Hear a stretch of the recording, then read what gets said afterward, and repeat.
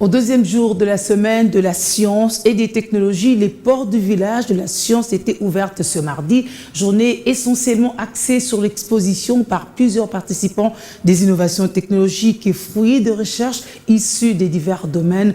Autant des panels dont celui traitant la question du document des politiques de la recherche scientifique de la République démocratique du Congo et le projet d'acquisition des satellites congolais. Au deuxième jour de la semaine de la science et des technologies, le village des sciences a ouvert ses portes. Plusieurs exposants, étudiants, chercheurs et start-up, tout ici respire science et technologie. Même des écoliers en savourent.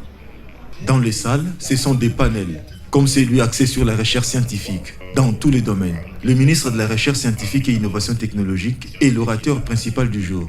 Il a éclairé l'assistance sur les documents de politique de la recherche scientifique de la RDC et a vivement loué l'initiative de la Semaine des sciences et des technologies. Si aujourd'hui la RDC, je l'estime, est en train de ne pas décoller ou fait un effort pour marcher comme enfant, c'est puisqu'on n'a pas dans les temps donné la valeur à la recherche scientifique.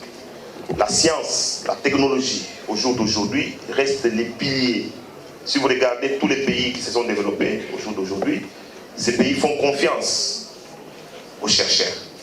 Je me dis qu'il faut qu'on arrive à investir assez dans la science, dans la technologie. La récente conférence internationale sur la gestion des volcans d'Egoma et le projet d'acquisition d'un satellite par la RDC a fait ressurgir les débats sur la nécessité d'octroyer plus de financement dans la recherche, surtout dans la révolution spatiale.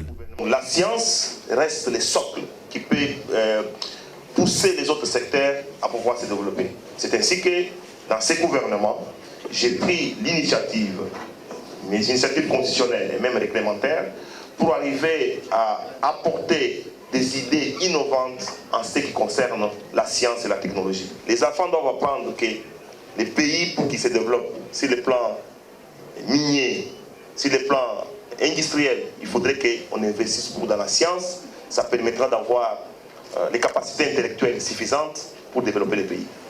Les participants ont convenu sur la cogitation d'efforts intersectoriels pour mettre au premier plan la promotion des sciences et de l'innovation technologique, telle que prône Invest in People. Dans le village de la science, les jeunes sont de plus en plus nombreux à s'emballer dans le bain des STEM.